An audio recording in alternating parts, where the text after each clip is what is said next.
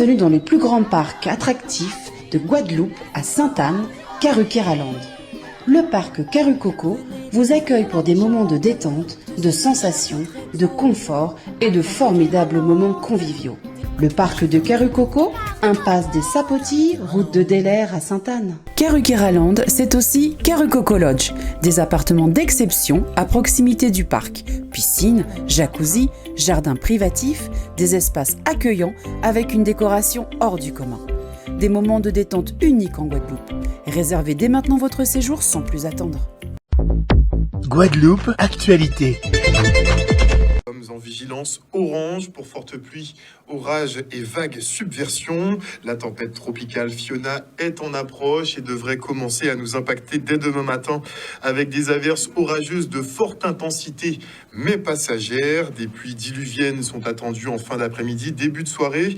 Le risque d'inondation est très élevé, surtout dans la région pointoise. Vous le savez, visiblement, Fiona semble un peu taquine puisqu'elle se renforce en ce moment et change sa trajectoire. Elle devait passer en théorie plus au nord de l'archipel. Finalement, elle adopte une trajectoire plus au sud et devrait nous impacter de plein fouet, d'où le passage en vigilance orange. Et pour en parler avec moi ce soir, nous sommes en direct téléphonique avec le préfet de région Alexandre Rochat. Bonsoir monsieur Rochat. Bonsoir monsieur. Alors on a vu l'évolution un peu de Fiona. Qu'en sera-t-il demain pour l'organisation des écoles, des administrations publiques? Alors concrètement, nous venons de passer en vigilance orange du fait de fortes pluies qui sont attendues, notamment un peu cette nuit et demain matin. Et on a une prévision de la part de Météo France qui nous annonce une arrivée de pluie encore plus intense demain en fin d'après-midi. Et potentiellement un passage en vigilance rouge, mais ça on confirmera demain matin.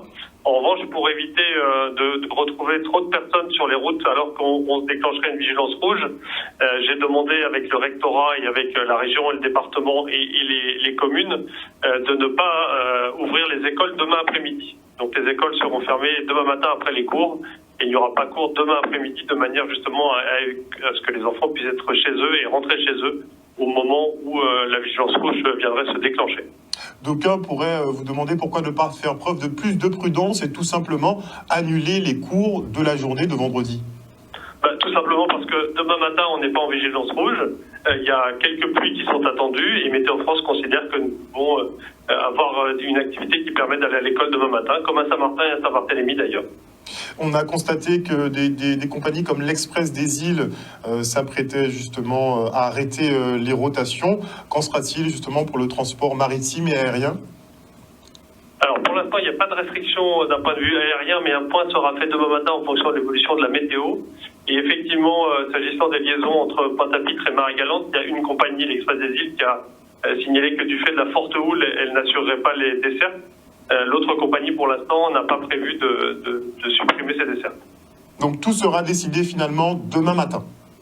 Non, les écoles seront fermées de toute façon, à compter de demain en fin d'après-midi. Et pour les autres, il y aura des évolutions demain matin et on fera un point météo demain matin. Et pour les administrations? Pour les administrations, elles appliqueront également les mêmes consignes que pour les écoles. Est-ce que tous les services sont prêts au vu d'éventuelles inondations? Pardon, j'ai pas entendu votre question. Est-ce que tous vos services sont prêts au vu d'éventuelles inondations? On sait que ça risque fortement d'arriver. Eh bien, oui, comme à chaque épisode pluvieux, les services, et notamment les services de pompiers, sont en alerte et prêts à intervenir, et les autres services sont également évidemment sur le pied, prêts à intervenir.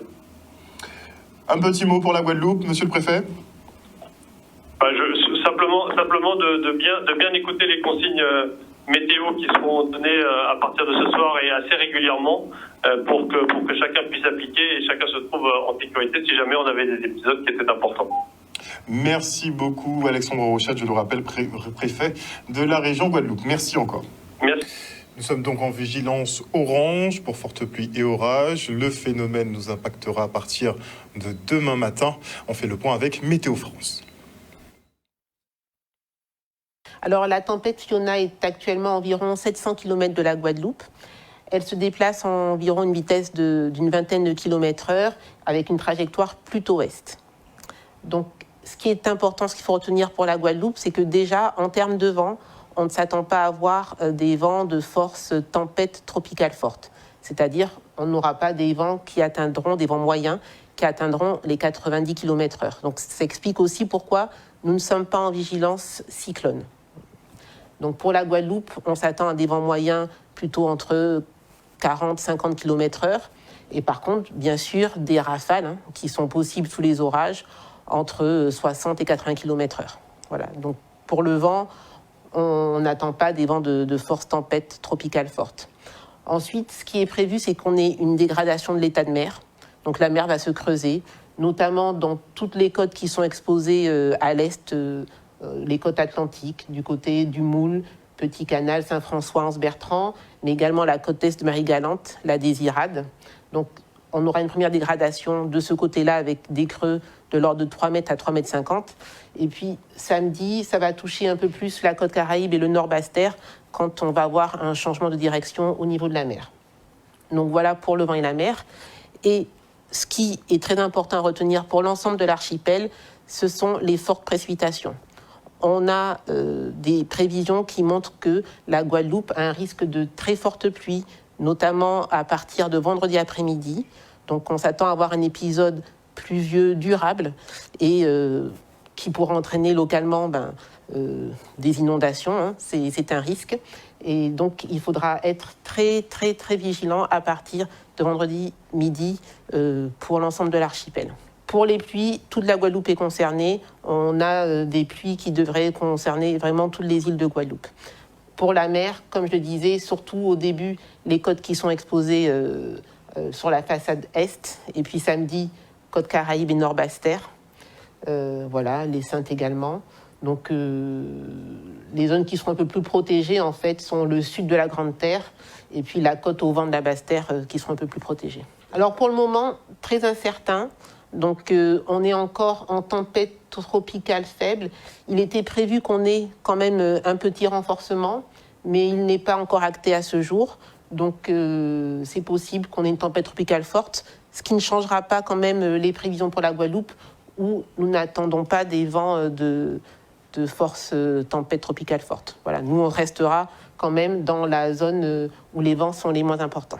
Concernant Saint-Martin et Saint-Barth, donc là aussi, eux, ils auront plus de vent, évidemment, puisqu'ils seront dans la partie plus nord.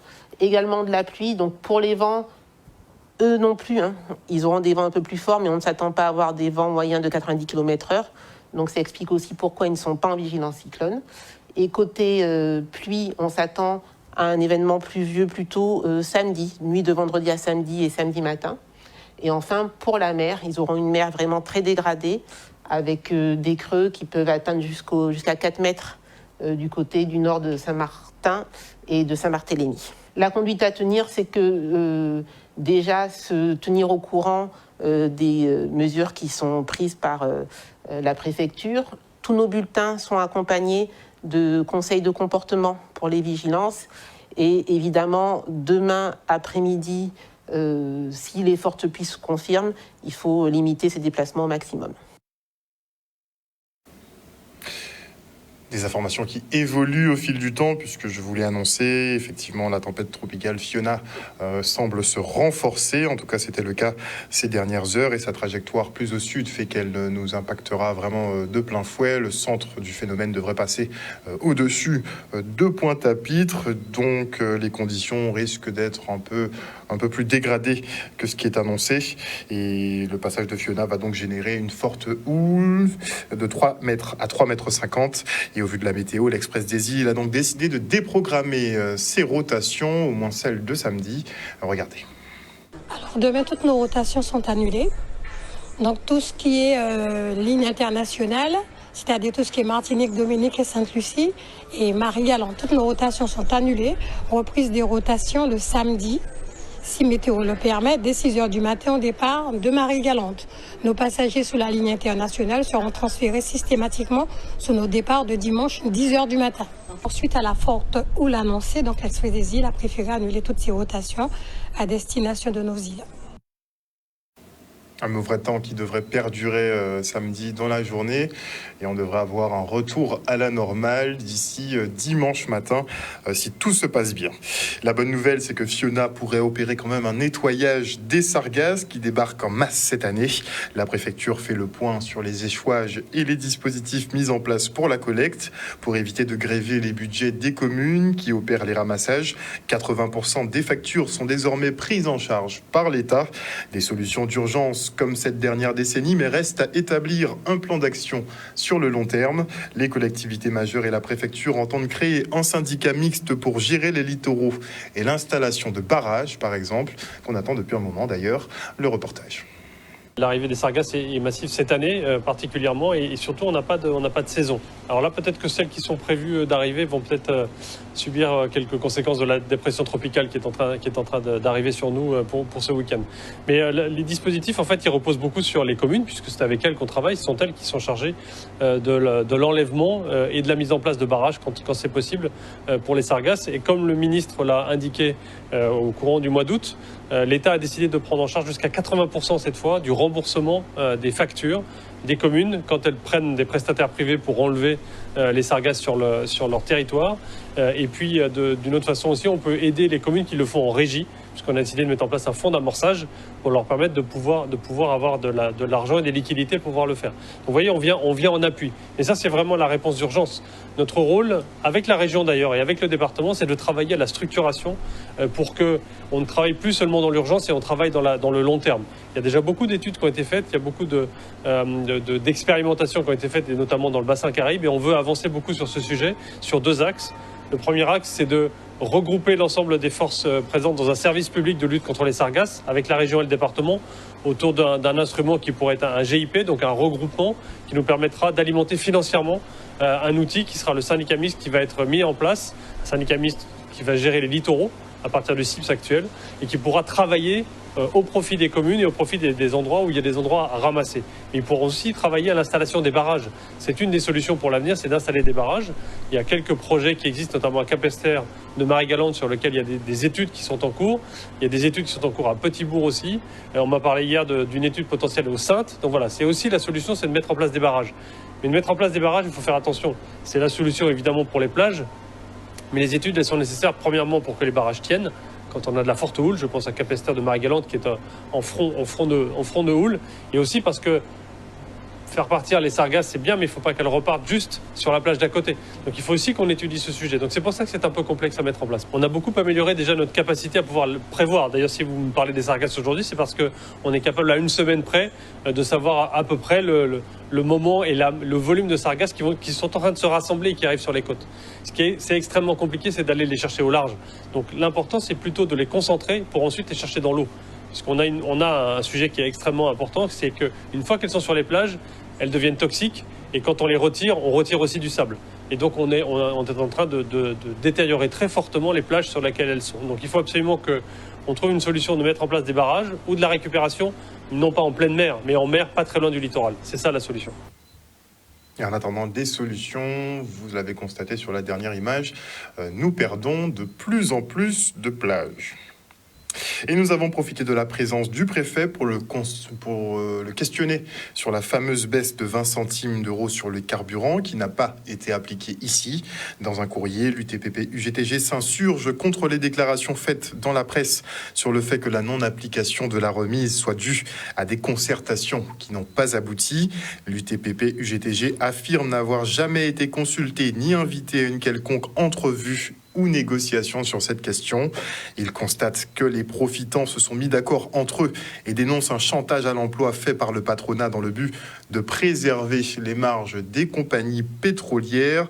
Une version avec laquelle Alexandre Rochat n'est pas tout à fait d'accord. Il parle plus d'une scission qui aurait eu lieu entre les différentes formations syndicales. On l'écoute. Je suis assez étonné parce qu'en fait, on a invité... pour faire de la concertation avec Total Energy sur ce sujet et l'ensemble des acteurs. On avait invité aussi les représentants des pompistes, des gens des salariés des stations-service. Et c'était l'UTPP-UGTG qui avait été invité et on a eu des gens qui ont été présents. Je crois comprendre qu'ensuite, il y a eu une scission au sein de ces représentants syndicaux, mais moi je n'en suis pas responsable et donc c'est plutôt à l'UGTG de voir comment est-ce qu'elle peut revenir maintenant à la table de toutes ces concertations avec des représentants qui sont vraiment représentants des pompistes. Les municipalités se préparent à adopter une politique de l'habitat qui pourrait offrir l'accession au logement pour les natifs guadeloupéens. Pour cela, il faut une vision globale du territoire en pensant à toutes les problématiques auxquelles nous faisons face, comme par exemple l'approvisionnement des foyers en eau. Il faudra aussi penser à l'adaptation pour les personnes âgées de leur logement. L'économie bleue devrait pas mal se passer, hein. Et il pense aussi à l'évolution de la législation en matière d'aménagement afin qu'elle colle plus à la réalité de l'île. On fait le point. Quand on parle logement, d'ailleurs, tout de suite dans un coin de la tête, on pense à location. Comment devient-on propriétaire davantage dans son pays? Comment devient-on globalement propriétaire de son pays si ne pas passer par une politique de l'habitat qui le permet? Donc, cette question-là est fondamentale, la question de la territorialisation. Sur cet aspect-là, il y a un autre aspect maintenant, c'est comment adapter toutes les mesures gouvernementales que nous avons faites, qui sont en place, et les mesures locales que nous mettons en place, pour mieux maîtriser l'équilibre en termes d'aménagement du territoire par rapport au logement. Comment pouvons-nous poser la question du logement en posant d'autres questions qui sont corollaires à la question du logement? La question de la mobilité. L'équilibre du territoire va avec la question de la mobilité. Mais il n'y a pas que la question de la mobilité. Est-ce que vous irez habiter dans un territoire où il n'y a pas d'eau, il n'y a pas d'assainissement? La question de l'eau, la question de l'assainissement. Voilà toutes ces politiques-là que nous devons penser, mettre en place pour régler le problème du logement, mais avec une vision globale du territoire. Concrètement, ce qui va changer, c'est qu'on va revoir complètement le modèle économique de la politique du logement social en Guadeloupe et de l'habitat. Pas que pour le logement social, mais de l'habitat, puisque nous allons devoir nous adapter à cette population vieillissante. Nous sommes des seniors en devenir, et donc pour cela, je l'ai dit tout à l'heure, il faut rester dans un cadre plutôt du quart d'heure, comme on l'a dit, où la personne âgée pourra avoir à côté, à proximité, la pharmacie, l'église, le docteur, bref, tous les services et toutes les prestations à proximité. Il faut revoir la structure et revoir aussi l'adaptation des logements à ces personnes. Donc il y a toute une nouvelle politique à revoir pour notre territoire qui est vieillissant.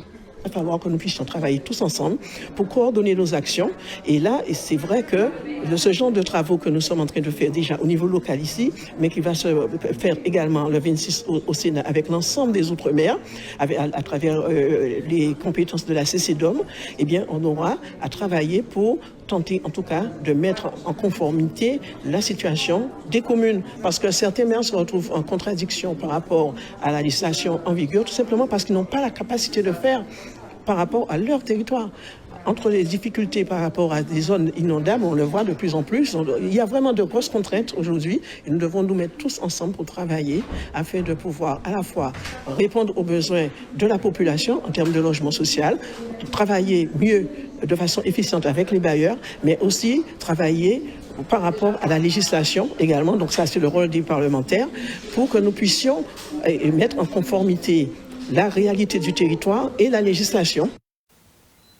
Et on enchaîne avec le congrès des cadres territoriaux de la ville des Abîmes, l'occasion d'échanger, de se rencontrer et de faire connaissance, hein, tout simplement. Regardez. Très bonne chose, ça permet déjà de se connaître, ça permet de connaître la feuille de route pour la mandature du maire actuel. On essaie de travailler ensemble pour pouvoir avancer, mener à bien des projets d'aménagement justement, et c'est quelque chose de fondateur, c'est quelque chose qui nous permettra de pouvoir avancer, de travailler pour la ville des Abîmes. Chaque année, nous écrivons notre projet d'administration communale, c'est-à-dire que c'est ce qu'on appelle le PAC, et donc ça permet à tout un chacun de pouvoir rester dans son rôle, dans la volonté de décliner les orientations politiques en mise en œuvre administrative. Donc, sur cela, chacun a sa feuille de route. Donc, au travers de ces différents éléments qui ressemblent à un véritable puzzle, hein, où il y a plusieurs séquences, plusieurs pôles, plusieurs types de missions, plusieurs domaines d'activité. Donc, nous mettons effectivement tout le monde en phase et que nous avons une méthodologie que nous pratiquons pour permettre à chacun d'aller vers le lieu commun qui est le développement de notre site à tous les niveaux. C'est-à-dire que nous avons rassemblé ici, il ne faut pas parler uniquement de la ville, puisque c'est les cadres, quand je parle des cadres de la collectivité, ça veut dire des différentes entités, villes, CCAS, caisse des écoles. Donc nous parlons tous du même droit, suivant l'orientation politique, suivant ce qui nous a été donné dans le projet de mandature. Il s'agit de se donner les moyens, d'aller toujours vers l'avant. Comme je le dis souvent, l'excellence consiste, avec des moyens de plus en plus limités en termes de ressources financières, humaines et matérielles, de faire toujours mieux. Mieux. C'est ça l'excellence, toujours mieux. Avec moins de ressources. Et c'est cet enjeu qui est devant nous, parce que nous sommes dans une période où les grands défis et les enjeux sont internationaux, notamment le réchauffement climatique, le défi énergétique avec la crise en Ukraine, mais le défi climatique plus généralement. Tout ceci est lié, inextricable. Donc on doit, à l'échelle communale, à l'échelle de ces établissements publics, de la police municipale également, en cohérence, en allant ensemble vers cet objectif, faire mieux et poser les bases de notre participation à cette entreprise collective. Un reportage signé Olivier Félix. Et on enchaîne avec les jeudis de l'alternance qui se sont déplacés à Lamentin aujourd'hui. Plus d'une centaine d'offres d'emploi ont été proposées aux jeunes jusqu'à 25 ans. Pour les travailleurs handicapés, il n'y a pas de limite d'âge. Regardez. Le maire Justin Sabotier et son équipe municipale ont décidé de programmer le mois de l'insertion à Lamentin. Beaucoup de manifestations, tous les jeudis notamment, avec aujourd'hui les jeudis de l'alternance, pour les mettre en contact direct avec les centres de formation, avec les employeurs. Nous nous rendons compte que des jeunes sortis du système éducatif classique n'ont pas nécessairement pu trouver un emploi, une formation qui leur convenait. Donc nous nous sommes dit, puisque l'alternance allie la pratique et la théorie, c'était un meilleur moyen pour eux d'avoir l'expérience et la formation en même temps. Nous avons convié beaucoup de jeunes, nous avons aussi communiqué sur les nouveaux jeunes qui pourraient venir s'inscrire et nous avons beaucoup d'employeurs avec nous. Nous avons un certain nombre d'offres, 180 offres, dont 19 que dans le secteur du commerce. Nous avons 6 offres en boulangerie, de la comptabilité et nous attendons aujourd'hui des jeunes avec leur CV. Pour ceux qui voudraient modifier un peu leur CV, le cyberbus est à notre disposition. Aujourd'hui, je suis à la recherche d'une entreprise pouvant m'accueillir dans le cadre de mon BTS support à l'action managériale en alternance du coup. Je suis venu chercher un choix de peut-être licence parce que je suis titulaire de BTS pour l'instant et j'aimerais bien poursuivre ou bien d'une formation qui va dans mon domaine. C'est vraiment pas évident de trouver une entreprise, donc je trouve ça vraiment génial de pouvoir réunir tous les employeurs pour qu'on puisse un peu venir et postuler. Ça aide beaucoup parce qu'il y a des fois les jeunes ils savent pas vraiment où aller, où se situer, où chercher. Et quand ils font des manifestations comme ça, on sait que lorsqu'on vient là, on va ressortir avec quelque chose. On sait qu'on vient, mais on a quelque chose en tête, on est fixé sur certains points et on a beaucoup d'informations. Les jeunes ont changé de positionnement, maintenant il faut aller vers eux. Donc c'est pour ça qu'avec les partenaires, nous avons mis en place toutes ces manifestations en ramenant les jeunes vers nous et voilà. Il y a aussi beaucoup de jeunes qui ne se déplacent pas vers les structures qui peuvent les accompagner. Donc nous venons vers les jeunes. Et on part pour l'inauguration de la nouvelle piste et du nouveau terrain de foot de la ville du Gosier. On inaugure 2 équipements qui viennent d'être livrés à la ville. C'est le terrain de football qui est homologué pour jouer régional et jouer les matchs de la Ligue avec l'éclairage public. Et bien sûr la piste d'athlétisme qui est homologuée par la Fédération française d'athlétisme pour les compétitions internationales. Et la nomination de la tribune qui va dans quelques mois être refaite à neuf. C'est un honneur pour nous de voir un joueur professionnel gosérien effectivement être nommé sur le terrain de football. Mais aujourd'hui nous devons penser qu'il y a un travail qui doit se faire. Le travail qui doit se faire, c'est de mettre ce terrain-là à disposition de façon pour justement sortir d'autres joueurs. Parce que sur le Gosier, il y a 4 clubs, il y a presque 1 millier de licenciés et voire peut-être même plus sur le territoire du Gosier. Le terrain doit être utilisable par les 4 clubs. Alors maintenant, c'est vrai que la commune doit faire le nécessaire de façon à faire en sorte que les 4 clubs du Gosier et les autres équipes en athlétisme et dans d'autres sports puissent profiter de ce terrain-là. Une grande satisfaction d'avoir une nouvelle piste d'athlétisme parce que vous savez, ça ne court pas les rues. En Guadeloupe, nous n'avons pas beaucoup de pistes d'athlétisme homologuée. Celle-ci, celle du Gosier, a été homologuée en avril 2022. Donc c'est un nouvel outil qui a d'ailleurs été utilisé pour les Jeux de la Caraïbe dans des conditions d'urgence, des conditions particulières, dans des conditions dérogatoires, sans qu'on puisse avoir accès aux tribunes. Mais c'est un outil qui est bon, qui est merveilleux. C'est une piste qui est bien faite, en résine, polyuréthane. C'est une piste qui est rapide. C'est une piste où vous avez vu une ligne droite qu'on peut inverser, c'est-à-dire qu'en fonction du sens du vent, on peut inverser et faire les courses de façon à avoir des performances très bonnes. Par conséquent, c'est un outil qui est attendu parce que en Guadeloupe, l'athlétisme n'a pas progressé pour divers facteurs, mais parce que aussi, un des principaux facteurs, c'est que il y a une pénurie d'installation. Il y a plusieurs personnes du Gosier qui ont été persona non grata alors qu'elles ont un palmarès extraordinaire. Jeux olympiques, champions de France, qui ont joué en équipe de France de football, qui ont été carrément oubliés ou abandonnés.